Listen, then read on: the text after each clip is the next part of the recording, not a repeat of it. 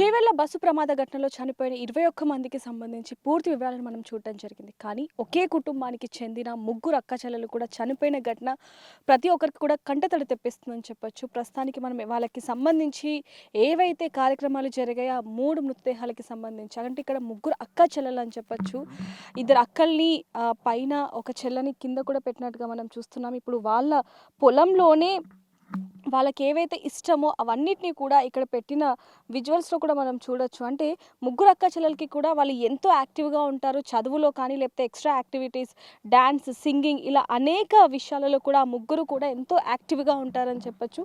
తాండూరుకి చెందిన ముగ్గురు అక్క చెల్లెలు కూడా తనుష, నందిని, సాయిప్రియ వీళ్ళు ముగ్గురు కూడా చనిపోవడం అనేది తాండూరు మొత్తం కూడా ఒక్కసారిగా కృంగిపోతున్న పరిస్థితి కనిపిస్తుంది. ఆ తల్లిదండ్రులు ఇప్పటికి కూడా అది జీర్ణించుకోలేని ఇది కనిపిస్తుందని చెప్పొచ్చు. ఇప్పుడు కూడా ఇప్పటి వరకు కూడా వాళ్ళ ఇంటికి వెళ్ళి మాట్లాడడం జరిగింది. ఆ తల్లి ఆవేదన మనం వర్ణించలేనిది. ఇప్పటికి కూడా నా కూతుర్లు హైదరాబాద్‌లో చదువుకోవడానికి వెళ్లారు. ఎప్పుడొస్తారు అంటూ కూడా వాళ్ళు మాట్లాడే విధానం ప్రతి ఒక్కరికి కూడా కంటతడి తెప్పిస్తుందని చెప్పొచ్చు. ఎంతోమంది పొలిటికల్ వాళ్ళు ఎవ్వరొచ్చినా సరే మా పిల్లని తిరిగి తీసుకురాలేరు. మాకు డబ్బు వద్దు, ఏది వద్దు, నాకు మా పిల్లలు కావాలి. తెప్పిస్తే మా పిల్లల్ని తీసుకొని రండి అంటూ కూడా ఆ తల్లి పడుతున్న ఆవేదన వర్ణించలేనిదని చెప్పొచ్చు. ముఖ్యంగా ఆ తండ్రి మనకు ముందు నుంచి చెప్తూనే ఉన్నాడు, మా పిల్లలు ఇక్కడికి రావటం నాకు ఇష్టం లేదు. ఎందుకంటే 17వ తారీఖే మా పెద్ద కూతురు వివాహమైంది. ఆ తర్వాత ఇక్కడి నుంచి వెళ్ళాక వాళ్ళు అనేక సార్లు నాతో ఫోన్‌లో మాట్లాడారు. కానీ నేను ఈ ఏదైతే పెళ్ళి ఉందో మా కజిన్‌కి సంబంధించిన పెళ్ళి అక్కడికి రావద్దు అని చెప్పి కూడా మా పిల్లలకి నేను పదే పదే చెప్పాను అంటూ కూడా ఆ తండ్రి చెప్పాడు. కానీ తల్లి మాత్రం పిల్లలొస్తే ఇల్లంతా కూడా ఎంత సందడిగా ఉంటుంది, ఏంటనేది అదంతా కూడా ఊహించుకొని పిల్లలొస్తే ఆనందంగా ఉంటుంది కదా అని చెప్పి తండ్రికి తెలియకుండా ఈ ముగ్గురు పిల్లలనైతే పిలవటం జరిగింది. వచ్చి ఇక్కడ ఆహ్, పెళ్లి కార్యక్రమాలు అన్నీ అయిపోయాక ముందు రోజే బయలుదేరాల్సింది ట్రైన్‌లోనే. కానీ సాయంత్రం ఎందుకులే, నైట్ ఎందుకులే అని చెప్పి కూడా తెల్లవారుజామున తాండూరు నుంచి హైదరాబాద్‌కి వెళ్తున్న బస్సు ఏదైతే ఉందో అది 5 గంటల సమయంలో ఉంది కాబట్టి పొద్దున్నే తెల్లవారుజామున మీరెళ్ళిపోండి, ఇప్పుడు ప్రశాంతంగా పడుకోండి అంటూ కూడా తల్లితో వాళ్ళు ఆడుకునే విధానం కావచ్చు, లేకపోతే ఆ నవ్వులు కావచ్చు, ఇప్పటికి కూడా ఆ తల్లి అది గుర్తు తెచ్చుకొని రోదిస్తున్న పరిస్థితి మనకు కనిపిస్తుందని చెప్పొచ్చు. పక్కన విజువల్స్‌లో కూడా చూస్తున్నాం మనం. ముఖ్యంగా చూసుకుంటే నందినికి ఆర్ట్ వేయటం అనేది చాలా ఇష్టం. మ్యారేజ్ డేకి గాని అంటే తల్లిదండ్రుల మ్యారేజ్ డేకి కావచ్చు, లేకపోతే ఫాదర్స్ డే, మదర్స్ డే ఇలా పుట్టినరోజులకి అనేక సందర్భాల్లో కూడా తను తన తల్లి ఫోటో, తండ్రి ఫోటో ఇలా అనేకంగా వేసింది అంటూ కూడా ఆ తల్లి రోదిస్తూ చెప్తున్న పరిస్థితి మనకు కనిపిస్తుంది. ప్రస్తుతానికైతే వాళ్ళ పొలంలోనే ఈ ఆ ముగ్గురు అక్క చెల్లెలకి సంబంధించి మృతదేహానికి కార్యక్రమాలు కూడా మనం చూడడం జరిగింది. ఒక వైపు నుంచి చూసుకుంటే ఆ రోజు వర్షం కూడా ఎంతలా పడిందనేది మనకి ఇక్కడ కనిపిస్తుందని చెప్పొచ్చు ఒక్కసారిగా. ఎందుకంటే ఇంత పెద్ద ఘటనకి సంబంధించి ప్రకృతి కూడా రోదిస్తుందేమో అనే విధంగా మనం చూసామని చెప్పొచ్చు. ఇక్కడ చూస్తున్నాం మొత్తం రోడ్డు మొత్తం అంటే వచ్చే దారి ఏదైతే ఉందో వీళ్ళ ఇంటి దగ్గర నుంచి ఇక్కడికి దాదాపుగా 1/2 కిలోమీటర్ వరకు ఉంటుంది. అక్కడి వరకు కూడా పొలాల్లో నుంచి మొత్తం కూడా ఇదే పరిస్థితి. మనం ఇక్కడ చూడొచ్చు వర్షం ఎంత దారుణంగా పడిందో కూడా మనం గమనించొచ్చు. ఈ రోడ్డుని చూస్తే, ఈ మట్టిని చూస్తే మనకు అర్థమైపోతూ ఉంది. ఇందులో నుంచి వచ్చి ఆ కార్యక్రమాలు చేయటం అనేది కూడా సామాన్య విషయం కాదని చెప్పొచ్చు. కానీ ఒక్కసారిగా ఇలాంటి ఘటన ఏ ఇంటికి కూడా రాకూడదు. ఆ తండ్రి ఆరోపిస్తుంది కూడా మనం చూస్తున్నాం.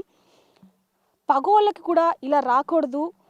అయ్యో దేవుడా! నా ముగ్గురు కూతుర్లని నువ్వు తీసుకెళ్ళిపోయావు. ముగ్గురు కూతుర్లని కాకుండా పోనీ వాళ్ళకి ఏదైనా చిన్న చిన్న గాయాలై లేకపోతే ఇంకేదైనా పోనీ ఒక్క కూతురు దక్కినా నాకు చాలు.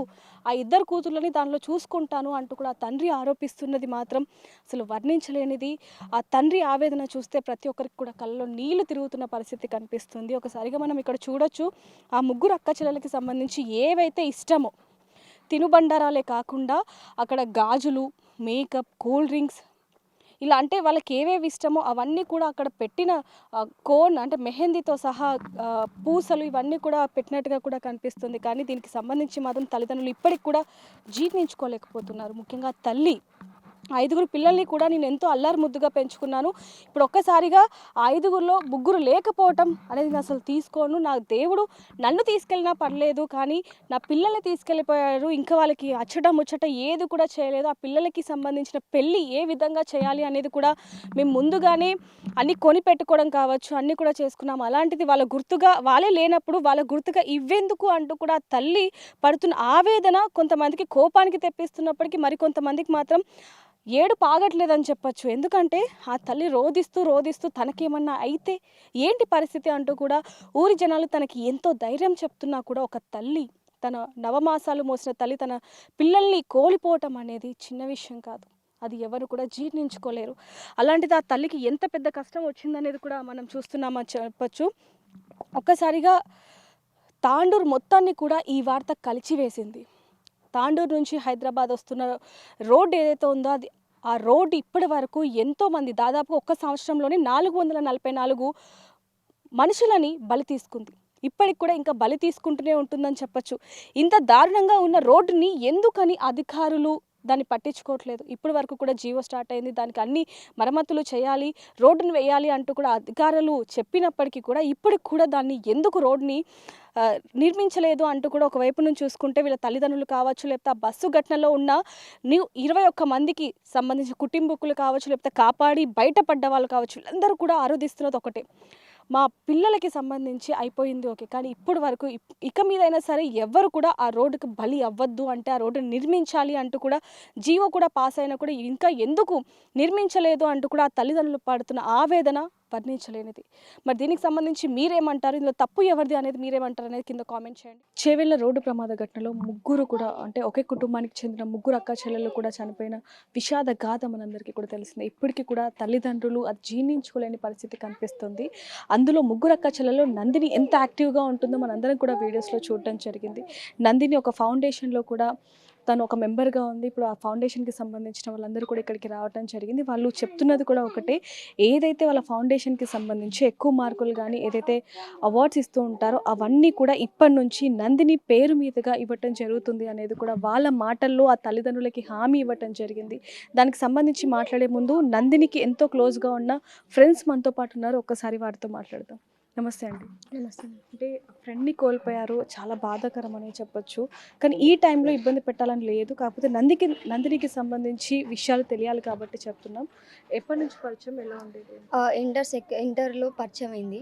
మా ఫౌండేషన్ ద్వారా చాలా స్ట్రాంగ్ అయింది మా బాండ్. ఓకే, ఎలా ఉండేది? చాలా యాక్టివ్గా ఉండేది, అందరితో కలిసిమెలిసి ఉండేది, ఎవ్వరికి ఇబ్బంది పెట్టేది కాకుండా. చదువులో కూడా ఫస్ట్ ఉండే, అన్నిట్లో మంచి చదువుతుండే. ఎవరైనా కానీ ఇప్పుడు ఎవరైనా డల్లుగా ఉన్నా సరే అందరిని యాక్టివ్గా చేసి అందరితో మంచిగా మాట్లాడుతుండే ఆమె. అంటే ఏమైనా చెప్పేదా దేని గురించి? అట్లా ఏం చెప్పేది, చాలా మంచి మనసు తంది, ఎవరికి ఇబ్బంది పెట్టేది కాకుండే, తన పని తను సైలెంట్గా చేసుకుంటుండే, అది వెళ్ళిపోతుండే. అంటే లాస్ట్ టైం ఎప్పుడు మాట్లాడింది? Last time August orientation program ఉండే మాకు బంజారా హిల్స్లో, అదే మా లాస్ట్ మీట్. అందరు పడుకున్నారు నైట్ బస్లో, తను అందరికీ స్టోరీస్ చెప్తుండే, డోరా బుజ్జి మ్యాప్, మనం నెక్స్ట్ ఎక్కడికి వెళ్ళాలి అది ఇది అని చెప్తుండే. ఇప్పుడు మాకు అది మాతోని మాట్లాడుకుంటూ వెళ్ళిపోయింది, అందరినీ నవ్విస్తూ ఉండేది. ఇప్పుడు అంతానే మమ్మల్ని ఇలా చేసి వెళ్ళిపోయింది. అంటే ఊరికి వచ్చాను అని కానీ ఏమన్నా చెప్పేదా, కాల్ చేసి ఏమన్నా ఇలా అయిందని? ఏం చెప్పేది కాకుండా. ఎప్పుడు తెలిసిందండి అసలు? బస్ యాక్సిడెంట్ అయినా మార్నింగ్ హాఫ్ అన్ అవర్కి తెలిసి. సో మీరు కూడా నందినికి చాలా క్లోజ్గా ఉండేవాళ్ళు, ఎలా ఉండేది? చాలా ఫ్రెండ్లీగా మంచిగా ఉండేది. ఎప్పుడు తెలిసింది? నేను ఆ రోజు కాలేజ్కి వెళ్ళి లంచ్కి వచ్చినప్పుడు తెలిసింది. ఏమైనా మాట్లాడేది, చెప్పేది, యాక్టివ్గా ఉండటం మంచిగా ఉండేది. సో ఈ ఫౌండేషన్కి సంబంధించి ఇప్పుడు మనతో కూడా మాట్లాడడానికి ముఖ్యమైన వ్యక్తులు ఉన్నారని చెప్పొచ్చు. ఈ ఫౌండేషన్లో ఏదైతే అవార్డ్స్ ఇస్తారో అవన్నీ కూడా నందిని పేరుగా మార్చడానికి కూడా నిర్ణయం తీసుకున్నారని చెప్పొచ్చు. దానికి సంబంధించి ఫౌండేషన్ వాళ్ళతో కూడా ఒకసారి మాట్లాడే ప్రయత్నం అయితే ఒకసారి చేద్దాం. సార్ ఒక్కసారి, సార్ మీ పేరేంటి, నందిని ఎప్పటి నుంచి పరిచయం ఏంటి? నా పేరు కృష్ణ అండి. నేను ఈ హైవిజన్ ఫౌండేషన్లో కోఆర్డినేటర్గా వర్క్ చేస్తున్నాను. సో నేను లాస్ట్ 3 years నుంచి ఇక్కడ వర్క్ చేస్తున్నాను. అరౌండ్ ఈ ఫౌండేషన్లో 1077 స్టూడెంట్స్ ఉన్నారు. సో ఒక్కొక్క ప్రాంతం నుంచి ఒక్కొక్కరిని మేము అట్లా మెరిటోరియస్ కింద 70% అబోవ్ మార్క్స్ ఎవరైతే పిల్లలు స్కోర్ చేస్తారో వాళ్ళకి ఒక 5 to 6 years వరకు స్కాలర్షిప్ ప్రొవైడ్ చేస్తాం. స్కాలర్షిప్తో పాటు కెరీర్ కౌన్సిలింగ్ అని, స్కిల్ డెవలప్మెంట్ వర్క్షాప్ అని, ఇంటర్న్షిప్స్ అని, ఇంగ్లీష్ క్లాసెస్ స్కిల్స్ అని చెప్పి అన్నీ నేర్పిస్తూ ఉంటాం. సో ఈ రీసెంట్గా జరిగిన ఈ చేవెళ్ళ రోడ్డు ప్రమాదంలో నందిని అనే పాప కూడా కోల్పోవడం అనేది మాకు చాలా బాధాకరంగా అనిపించింది. ఎందుకంటే పాప ఫస్ట్ ఇయర్లో ఉన్నప్పుడు దాదాపుగా మండల టాపర్గా వచ్చింది. తర్వాత తన కోరిక అయితే మాకు చెప్పడం అయితే ఖచ్చితంగా నేను చార్టెడ్ అకౌంటెంట్ అవుదాం అనుకుంటున్నాను సార్, సీఏ, లేదంటే అట్లీస్ట్ నేను ఫ్యాషన్ డిజైనర్ని అవుదాం అనుకుంటున్నారని చెప్పి తను మాకు చెప్పింది. మా దగ్గర ఆ వీడియో కూడా ఉంది, కావాలంటే మేము మీకు ఆ వీడియో కూడా షేర్ చేస్తాము. ప్రత్యేకంగా చెప్పాలంటే ఆ పాపకి ఇంకా నా ప్రత్యేకమైన బాండింగ్ మాది చాలా ఆహ్లాదకరమైన ఫైట్ అయితే జరిగేది. సో నువ్వేం అవ్వాలనుకుంటున్నావు, ఇది కాకపోతే అదేంటి, అది కాదు ఇది ఏంటి అనేది అది చాలా ఆశ్చర్యకరంగా అనిపిస్తూ ఉండేది. ఎందుకంటే తను ఆ యొక్క ఆలోచన కానీ విధానం కానీ చెప్పే విధానం కన్నా తను ఆలోచన నెక్స్ట్ లెవెల్ అనేది మేము ఊహించేటోళ్ళం కాదు. ఎందుకంటే రీసెంట్గా మేము స్కిల్ డెవలప్మెంట్ వర్క్షాప్కి డిలైట్కి తీసుకెళ్ళాము. సో డిలైట్కి వెళ్ళినప్పుడు కూడా తన మనసులో మాట చాలా చెప్పింది. ఇలాంటి ప్రత్యేకమైన విషయాలు అనేవి నేను చూసుకుంటా ఉంటానని చెప్తా ఉండేది. తన కెరియర్ కోసం తను ఇప్పటి నుంచే బిల్డ్ చేసుకున్న విషయం అనేది చాలా ఆశ్చర్యంగా అనిపించింది. కానీ ఊహించని ఈ పరిణామం అనేది మేము అసలు షాక్కి గురయ్యాము. మా ఫౌండేషన్ నుంచి కూడా చాలా ఆశ్చర్యకరంగా అనిపించింది నాకు ఇవన్నీ. సో అందువల్ల మేము మా ఫౌండేషన్ తరపు నుంచి మా కండోలెన్సెస్, మా ప్రగాఢ సానుభూతి తెలియజేయడానికి కూడా మేము అక్కడి నుంచి వచ్చాము. అంటే ఇప్పుడు అవార్డ్స్ కూడా నందిని పేరు మీద మార్చడం అనేది అది చిన్న విషయం కాదు. ఎందుకంటే ప్రతి ఇయర్ కూడా తనని తలుచుకోవాలని చెప్పి మీరు అలా చేయటం జరిగింది. ఆలోచన అసలు ఎలా వచ్చింది?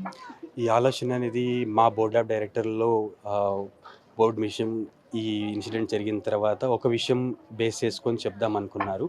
దాని ప్రకారంగానే దీన్ని తీసుకున్నారండి. సో ఇది బోర్డు యొక్క సంచలన విషయం అని మేము ఆలోచించి, ఎందుకంటే మా ఫౌండేషన్లో చనిపోయిన ఫస్ట్ స్టూడెంట్ ఈమె అయింది. సో ఇలాంటి జరగకూడదని మేము అనుకున్నాం. కానీ తన మెమరీ అనేది మాతో ఉండాలి, ఇలాంటి బ్రేవ్ స్టూడెంట్ మాకు ఇంకా ముందు ముందు ఆమె యొక్క మెమరీస్ మాకు అనుభవించాలంటే ఆమెతో మాతో ఉండాలనుకుంటే ఇలాంటి యాక్టివిటీని మేము ముందు ఫాలోఅప్ తీసుకుందామని ఆశిస్తున్నాం. చాలా యాక్టివ్గా ఉండేది. తను ఇక్కడికి ఊరికి వచ్చేటప్పుడు మీకు ఏమైనా ఇన్ఫార్మ్ చేసిందా, కాల్ చేసి చెప్పటం కానీ, లేకపోతే మళ్ళీ నెక్స్ట్ డే వస్తున్నానని? యూజువల్లీ ఆమె రీసెంట్గా డిగ్రీకి కోటిలో జాయిన్ అయిందండి. కోటిలో జాయిన్ అయిన తర్వాత ఎవ్రీ ఇయర్ మేము పిల్లలకి స్కాలర్షిప్ అనేది నవంబర్ లేదా డిసెంబర్ టైంలో డిస్ట్రిబ్యూట్ చేస్తాము. సో పాపకి సంబంధించిన కొన్ని రెన్యువల్ కాపీస్ అడిగాను. చనిపోవడానికి 2 days ముందే పాప నాకు కాల్ చేసిందండి. సార్ నేను డాక్యుమెంట్స్ అన్ని పోస్ట్లో మీకు పంపించాను, మీకు రిసీవ్ అయ్యాయా, ఇంకా నా నుంచి ఏమైనా పంపాలా, సార్ నేను కొత్త మొబైల్ కూడా తీసుకున్నాను, ఇది నా పర్సనల్ నెంబర్ అని చెప్పి పాప నెంబర్ కూడా నాకు పర్సనల్గా మెసేజ్ చేసింది.